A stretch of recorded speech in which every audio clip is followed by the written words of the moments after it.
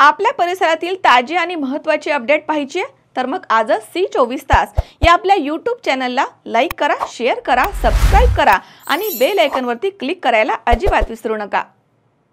Share मार्केटच्या नावाखाली 48 लाख रुपयांचा गंडा घालणाऱ्या आरोपीवरती गुन्हा दाखल होताच शेवगाव पोलिसांनी त्याला तात्काळ अटक केली आहे। शेवगाव तालुक्यातील पैठण रोड येथील प्रीतम शामुवेल आढाव यांनी याबाबत शेवगाव पोलीस स्टेशनमध्ये फिर्याद दिली होती आणि त्यावरून पोलिसांनी सागर भैया साहेब अंगरखे याच्या विरुद्ध share market trading company David cafe trading नावाच्या शेअर मार्केट नावाखाली फिर्यादीचा विश्वास संपादन करून लाखो रुपयांची फसवणूक केल्यावरून गुन्हा दाखल करण्यात आला होता।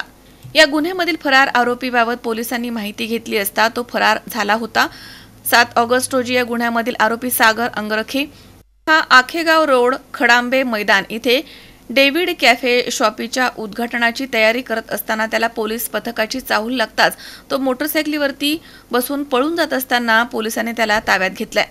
आरोपी संदर्भात कोणाची आणखी फसवणूक झाली असल्यास नागरिकांनी पोलीस स्टेशनशी संपर्क साधावा असं आवाहन पोलिसांनी केलंय।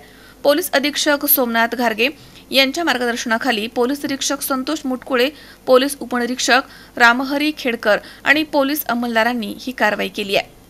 संदीप दहाडराय, सी24 तास, शेवगाव।